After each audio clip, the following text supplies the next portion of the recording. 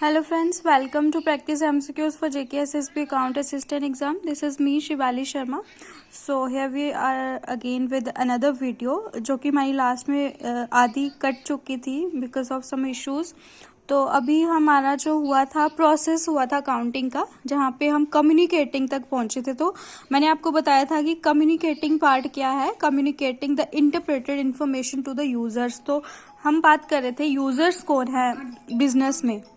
Business में users जो है इंटरनल भी होते हैं, एक्सटर्नल भी होते हैं। इंटरनल यूजर्स जो है कंपनी के ऑन जो बोर्ड ऑफ डायरेक्टर्स हो गए या फिर कंपनी के एम्प्लॉयज़ हो गए, जिनके साथ भी हमारी इन्फॉर्मेशन, उनको भी हमारी कंपनी के बारे में पता होना चाहिए, जहाँ पे वो काम कर रहे हैं उनका क्या फ्यूचर है, तो उनके साथ भी जो कम्युनिकेट करना पड़ता है।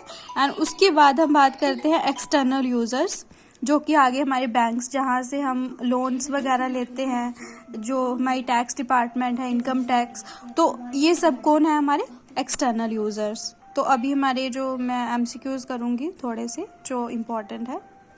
सो गाइज आई होप आपको थोड़ा बहुत कॉन्सेप्ट क्लियर हो चुका होगा। जिसने नहीं पढ़ा तो वो पिछली वीडियो में जाके इसका अकाउंटिंग प्रोसेस देख सकता है। बाकी यहाँ पे बहुत सारी अकाउंटिंग्स में बेसिक टर्म्स हैं, एसेट्स हो गए, लाइबिलिटीज़ होगी, एक्सपेंस हो गए, बहुत ज़्यादा मतलब टर्म्स हैं। मैं आपको यही रिकमेंड करूँगी कि प्लीज़ एक बार गो थ्रू कर लीजिए, तभी आप इसकी एमसीक्यूज पढ़ सकते हो। और उसके बाद अगर आपका फर्स्ट चैप्टर ही क्लियर होगा, देन उसके बाद आप इसके आगे जो थोड़े छोटे छोटे चैप्टर ही हैं, लेकिन फर्स्ट में 3-4 जो मोस्ट इम्पॉर्टेंट है वो आपको अच्छे से पढ़ना पड़ेगा।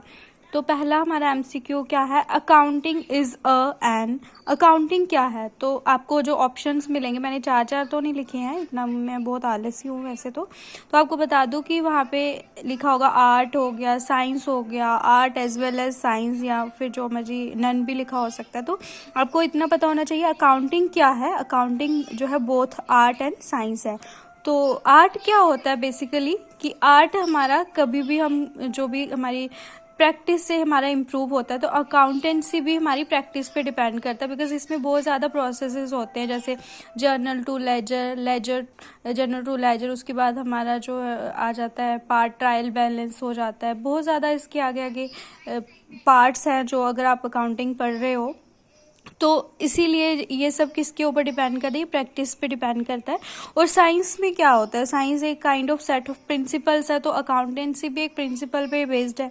तो कोई भी हम प्रिंसिपल फॉलो करके ही हम अकाउंटेंसी करते हैं। तो सेकंड क्वेश्चन क्या है हमारा, modern system of book keeping क्या है। तो ये क्या है, डबल एंट्री सिस्टम, जिसमें क्या होता है कि हमारा दोनों साइड जो है बराबर होनी चाहिए, debit is equal to credit. तो ये अगर आपने बुक कीपिंग पढ़ा होगा तो आपको इसमें क्लियर हो जाएगा। तो अगला क्वेश्चन हमारा है, cash invested bye owner is called. तो जैसे कि आप लोगों को पता है कि बिजनेस और बिजनेसमैन दोनों एक अलग एंटिटी है।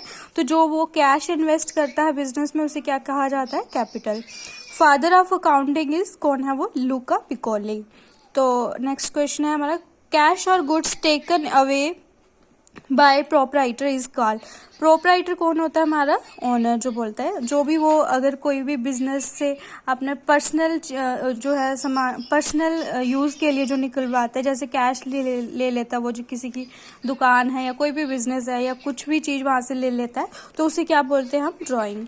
अ person who owes money to a firm against goods sold is called debtor.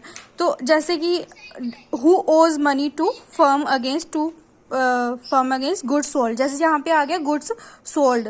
तो बिजनेसमैन जब गुड्स सोल्ड कर रहा है तो वो क्या करता है कि उसको भी पैसे आने हैं। तो डेबिट और क्रेडिट में बेसिकली क्या है, debit but comes in, credit but goes out. तो जैसे who owes money to someone, या फिर कोई भी फर्म होगी तो उसे क्या बोलते हैं, डेटर। लेकिन यहाँ पे अगर फर्म ओज मनी होगा तो आपको वहाँ पे क्या करना है, क्रेडिटर करना है। According to which concept the proprietor pays interest on drawings. तो अगर वो कोई भी बिजनेस से कैश निकाल रहा है तो उसके ऊपर जो उसको इंटरेस्ट पे करना है, तो कौन से कॉन्सेप्ट में आता है, एंटिटी कंसेप्ट। जैसे कि आपने पढ़े होंगे बहुत सारे कॉन्सेप्ट है, मनी मेजरमेंट कॉन्सेप्ट है और एक्चुअल कॉन्सेप्ट है। तो आप एक बार इनको प्लीज़ गो थ्रू कर लीजिए। तो एंटिटी कंसेप्ट में क्यों आता है, बिकॉज आप जानते हैं बिजनेस और बिजनेसमैन जो है दोनों डिफरेंट एंटिटी हैं। तो ये आपको पता होना चाहिए। कैश क्या है, एक एसेट है, तो ये किस में आता है, रियल एसेट में आता है। ओके गाइज, तो इतना ही करूँगी मैं यार, इससे ज़्यादा वीडियो मैं आपको प्रोवाइड नहीं कर पाऊँगी बिकॉज़ अपलोड करने में बहुत इशू आता है।